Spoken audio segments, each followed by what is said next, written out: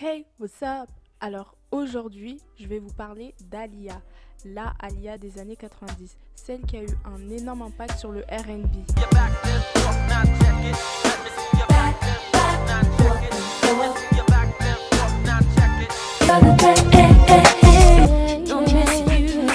What's your problem? Let's resolve. We can solve this. Bref, vous l'aurez compris, Alia était celle qu'on surnommait la princesse du R&B. Et today, vous allez savoir pourquoi elle était. Let's go!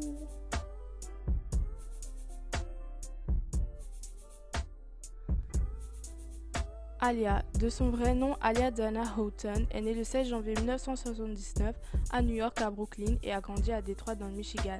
Elle grandit dans une maison stable et catholique avec ses parents et son frère. Dès petite, elle aimait chantonner dans la maison et c'est à l'âge de 4 ans que sa mère Diane vu qu'elle avait un don pour le chant. Sa mère l'encourage donc à continuer dans cette voie et devient sa plus grande fan.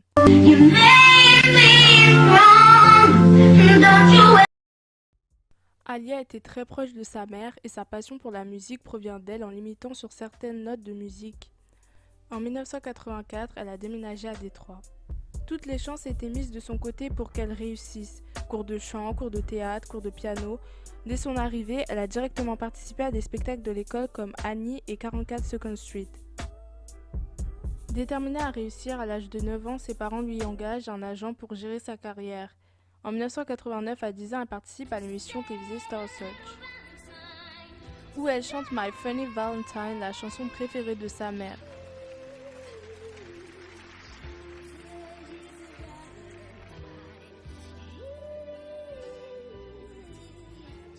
Malgré qu'elle ait perdu ce concours, elle ne perd pas espoir et continue de performer en chantant à Las Vegas. En 1993, l'oncle d'Alia, Barry Hankerson, a créé le label Black Round Entertainment et sa première artiste fut Alia. À l'âge de 12 ans, elle signe un contrat avec le label Jive Records. 12 is when I got my deal. My uncle got a joint venture with Jive for his label, and I auditioned for Jive, and he signed me, and that's how I came out.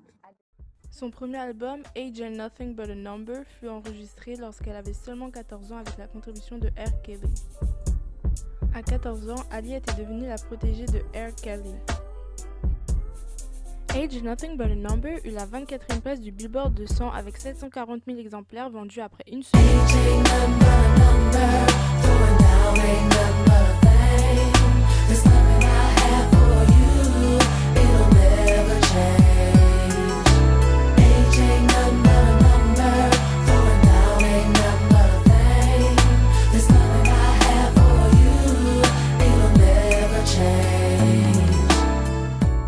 Le premier single de la chanteuse, Back and Forth, atteint la première place du Billboard Hot R&B Hip Hop Songs et est certifié disque d'or par la RAA. À l'âge de 15 ans, Alia a su s'imposer et se faire respecter dans le monde de la musique. On peut voir dans ses interviews qu'à ses débuts, elle n'aimait pas évoquer son âge.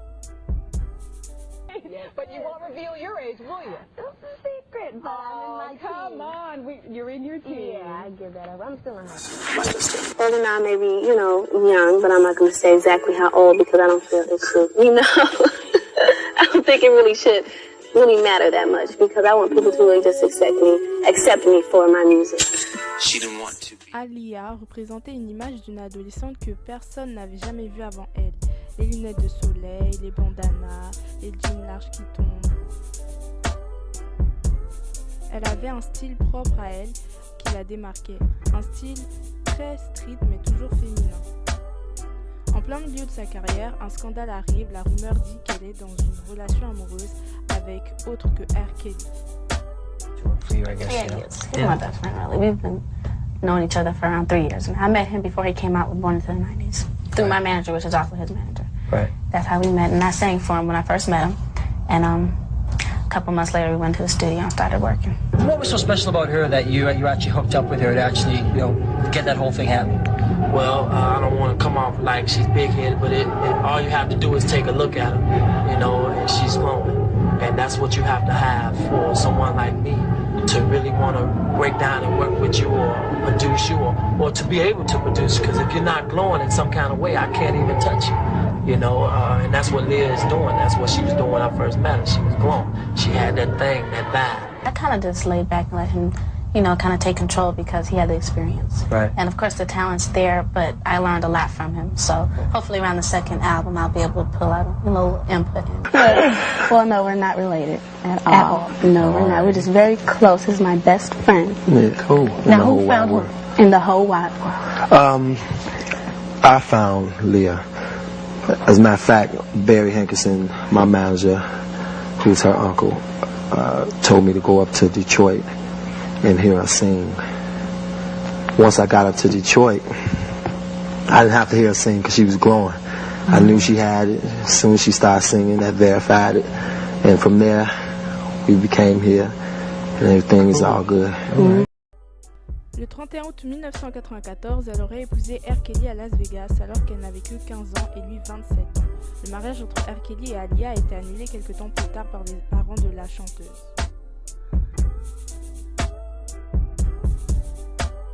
Aaliyah dut alors faire une pause dans sa carrière. Elle évolue et en 1996, elle quitte Jive Records et signe avec Atlantic Records. Elle travaille aux côtés de Timbaland et Missy Elliott qui contribueront à son deuxième album studio One in a Million.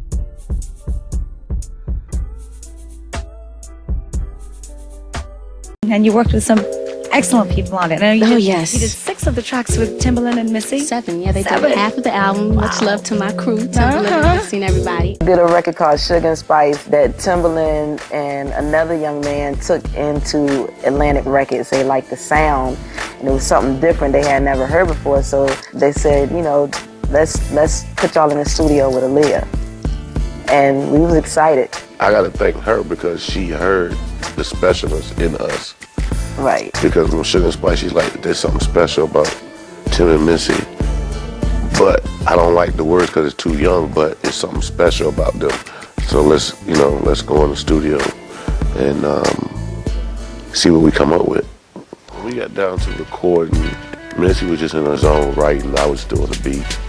And one day, Missy was like, remember that new style that we was doing in the basement? With the double beat, that double time beat that you was doing. And I was like, you want to get that to her? I said, I think we should.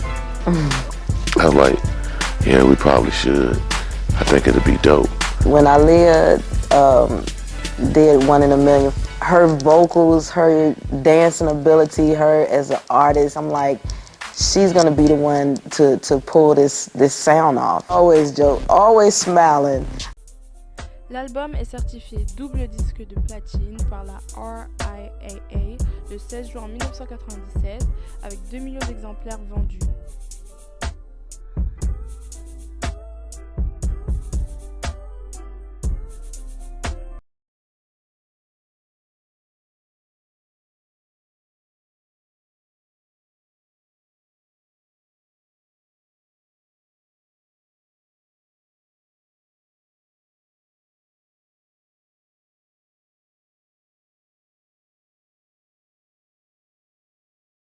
En grandissant avec le public, Aaliyah devient de plus en plus féminine et sexy tout en gardant son côté boyish, street.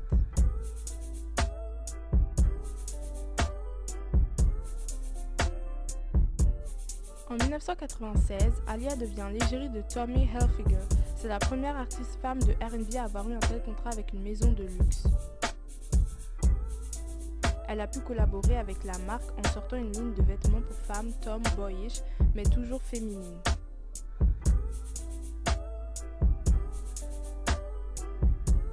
Dans les années 90, les vêtements de sport, larges et baggy n'étaient portés que par les rappeurs et communautés hip-hop. Mais grâce à l'influence d'Aaliyah, le street sportwear a aussi touché la gente féminine.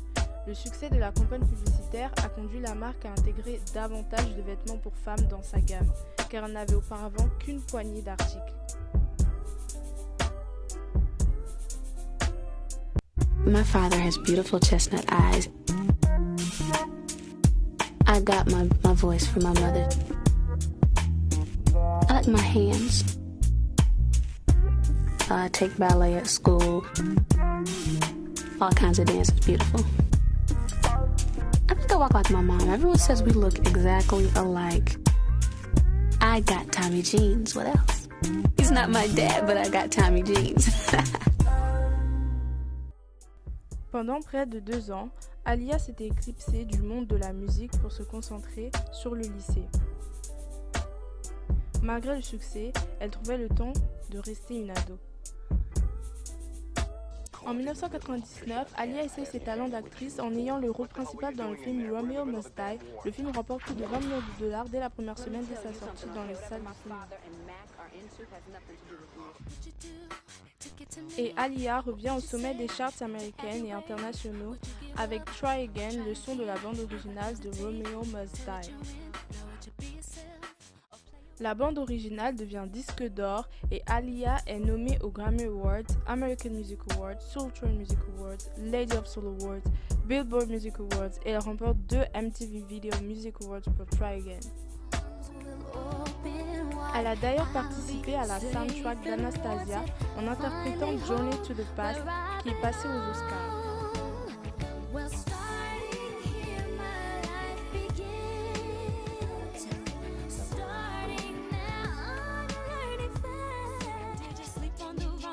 En avril 2001, elle sort son single We Need a Resolution, puis son 3e album qui sort en juillet 2001.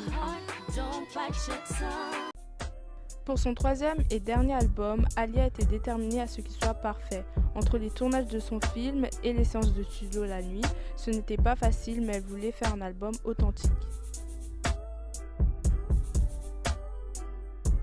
On peut d'ailleurs entendre dans ses musiques qu'elle a mûri et évolué en tant qu'artiste et femme. Son album a été très bien reçu par le public et c'est même l'un des meilleurs albums de 2001.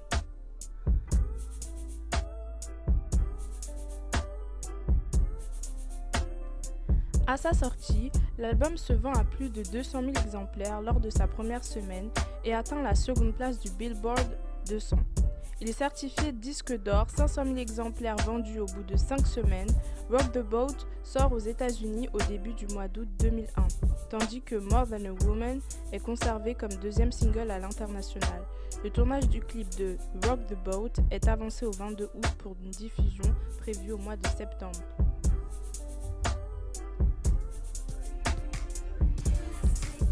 Le clip Rock the Boat, qui contient les dernières images d'Aaliyah vivante, est diffusé le 9 octobre 2001 en exclusivité mondiale sur la chaîne américaine BET.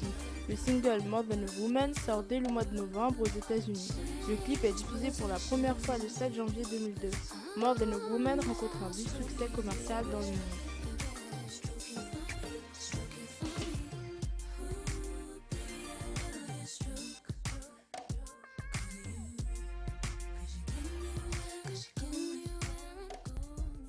Le tournage du clip se déroule dans les Bahamas le 25 août 2001. Juste après le tournage, Aaliyah et 8 autres membres de l'équipe montent à bord d'un avion pour se rendre à Miami.